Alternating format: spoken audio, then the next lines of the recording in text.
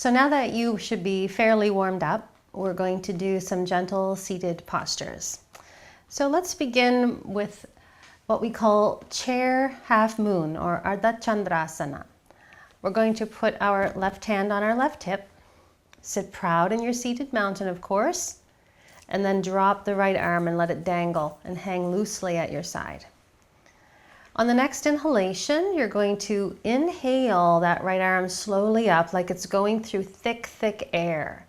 And turn the palm up at shoulder height always when you're lifting your arms to protect the shoulder joint. And reach up as high as you can, whatever that is for you. Don't worry about how high you can take your shoulder. Just take it as high as you can.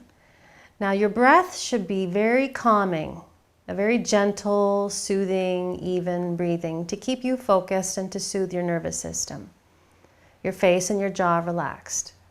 Now remember how important it is to keep the body proud, to keep the chest away from the pelvic bowl and not to slouch. Maintain this even when you lean to the side. So on the next exhalation, bring in that Uddiyana Bandha and very carefully lean from the waist up, reaching up when you lean, leaning a little bit to the left. Reach with those fingers and keep that right sits bone grounded on the seat of the chair. The right sits bone will want to come off the chair.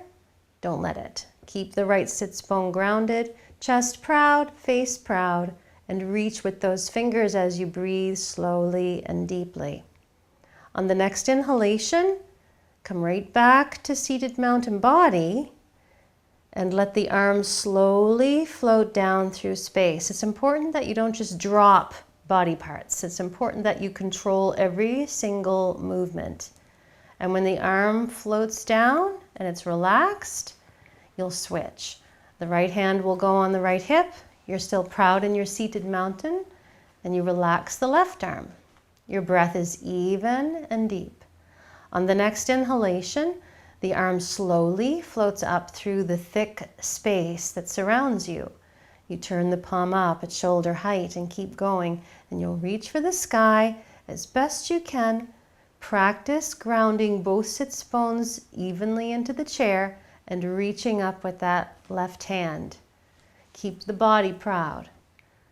On the next exhalation, you bring in that Uddiyana Bandha, the navel muscles, and then very carefully lean from the waist up to the right. Keep that left sits bone grounded on the seat of the chair. Reach up with the left fingers away from that sits bone and stay proud in the chest. Don't slouch when you lean. Keep your jaw relaxed, your eyebrows smooth. Your breath is even and balanced, inhales matching the length of the exhales, and stay on this side until you feel you're balanced. And when you do, you will inhale back up to center, grounded through both sits bones, and then exhale, control the arm as it slowly floats down through space. Control it, don't just let it drop. When the arm comes down, both of your hands will rest on your thighs. You'll breathe in through the nose and sigh through the mouth. Now we're going to bring the left arm in front of us as we continue to stretch through the shoulders. And that arm is going to just come across the body and maybe rest on that right shoulder if you can. And then that bottom hand will come up. Hold on to the bottom of the humerus bone. This is the humerus bone. Hold on to the bottom and give it a really good hug. You're stretching through that left shoulder. Now for that left shoulder to stretch properly, it should be relaxed. So really try to relax this left arm, this part of the left arm, the left hand, the left fingers. So your arm is like jello. But this bottom hand is working. It's hugging tight. So your left arm is like jello, your right arm is working. Hug as tight as you can. Notice if the body slouched again and forgot that it was practicing mountain. Sit back in your proud mountain pose, jaw relaxed, face smooth, and your breath should be even and deep. In and out through the nose as you stretch the left shoulder. And then we'll relax that hug. Let the arms swing a little bit, trying to loosen up the shoulders, the hands, and the fingers. And we'll do the same thing on the other side. So the right arm will come up, drape across the chest, maybe rest on the left shoulder if you can reach, and then the bottom hand comes up, holds on to the bottom of this humerus bone. Hold it, hug it tight, and do everything you can to turn this right arm into jello. It should completely relax. Even the fingers are relaxing and doing nothing. So you're hugging really, really tight and feeling a good stretch through the right shoulder. Are you still balanced evenly through the feet and the knees? The sits bones? Is the chest still lifting away from the pelvic bowl? Is the crown still lifting up away from the tailbone? And is your face still soft and your breath still smooth? Most importantly, is your mind still focused on exactly what you're doing?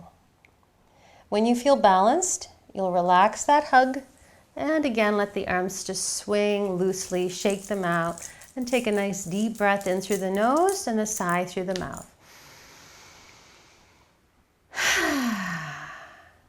Prasarita Padottanasana, or wide leg forward bend. We're going to open our legs as wide as we can, and if you're using blocks, take your blocks with you. Open them as wide as is comfortable. Now you'll want to come again to the edge of the seat of the chair as far as you can without falling off, so that the corners of the seat don't dig into the back of your thighs. Your feet and your toes should always be going in the exact same direction as these femur bones, so that the knees aren't twisting at any time. So we take our mountain body, which is where the chest is always trying to stay away from the pelvic bowl, so there's space for the abdominal organs, and the crown is always reaching away from the tailbone, so the vertebrae is as long as possible. We take that mountain body, we take a deep breath into it, and on the next exhalation, you're going to go forward. You're going to hinge at the hips. Now here's the thing about hinging at the hips. A lot of people lead with their face. A lot of people, when they bend forward, they lead with the face and the rest of the body follows, and you've got this curve going on in your back. Teach yourself to do it differently. Teach yourself to start from the bottom and then go up. So when I hinge forward, I'm going to hinge my pelvic bowl forward first. So I'm going to push the pelvic bowl forward, and this isn't easy. If it's your first time doing it and it's really hard for you, don't get discouraged. It's hard for everybody. Just keep practicing. So I'm tilting my pelvic bowl forward, and then my rib cage will follow my pelvic bowl, and then my chest and my shoulders will follow my rib cage, and my head is the very last thing that goes down, not the first. Okay, so let's try it together. Take a deep breath in and exhale. Tilt the pelvic bowl forward, then the rib cage goes down, then the chest and shoulders, then the head, and your hands will slide down to wherever it is most comfortable for them to be. Now, if you have blood pressure issues, or you're not allowed to have any pressure in the eyeballs, or there's a tumor or something in the head and you're not supposed to have any pressure in the head at all, don't drop the head any lower than the heart. Okay, keep your head the same height as the heart from the floor or even higher.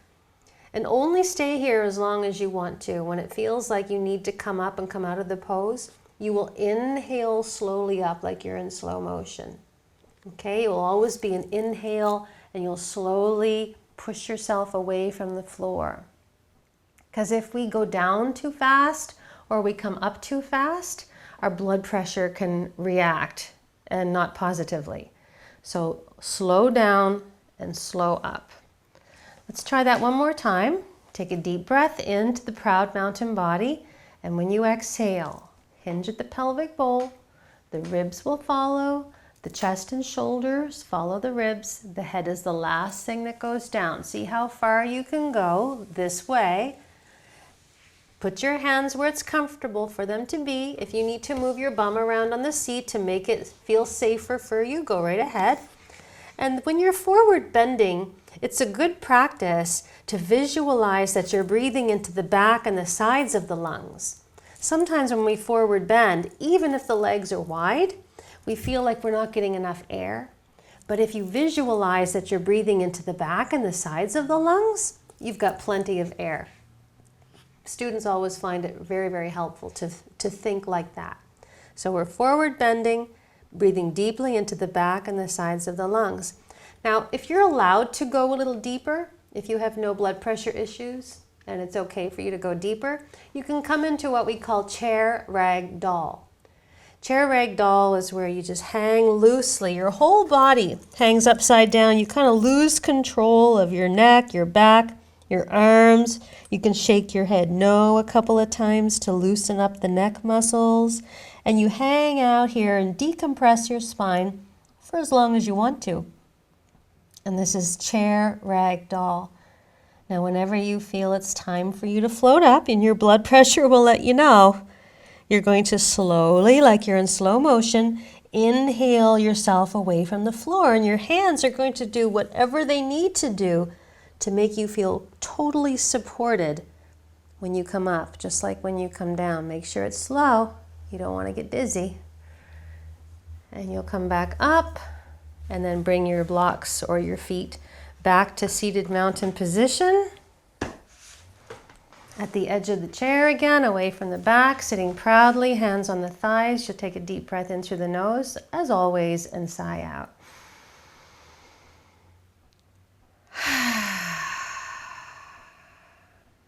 Let's close our eyes for a moment. I'd like you to bring your attention to your breathing. Just noticing the breath. Not trying to change it in any way.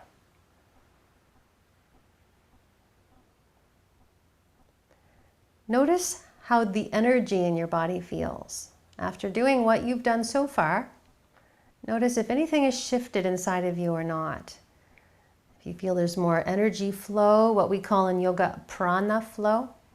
Prana is the life force of every living thing in the universe, and we're full of prana. So notice if you can feel your prana flowing, your chi, your energy flowing more efficiently, just from what you've done so far. We close our eyes because it helps us to feel what's going on internally. We're less distracted by what's going on around us. When the eyes are open and you're looking around, you tend to notice everything, like the color on the walls, or, those are nice curtains, or I really got to clean my floor. Your brain gets very distracted very easily when the eyes are open. So when we close our eyes, we're more in tune with what's going on inside. That being said, if you're having something like post-traumatic stress disorder, and when you close your eyes, there's too many negative things that pop up, don't bother. Don't bother. In that case, what we do is we practice what we call sleepy eyes.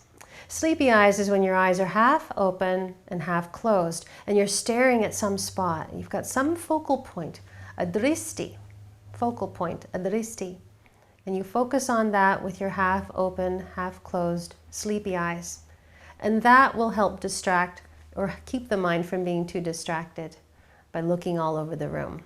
So either closed or sleepy eyes. Notice how the body is feeling. And notice your breath.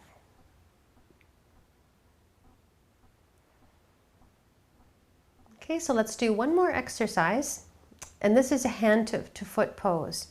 So I'm going to take my right leg and I'm going to straighten it out and extend it. And we're going to forward bend. So sit as proud as you can. Proud mountain body. Take a deep breath into the proud mountain body. And when you exhale, let's try to hinge from those hips again, leading the hinge from the bottom up. So the pelvic bowl, then the ribs, then the chest and shoulders, and the head last. Now, your left leg is bent, so you can rest the hand and the arm on that left leg for support, or you can hold on to your chair if that feels better for you. Make sure you feel safe and supported.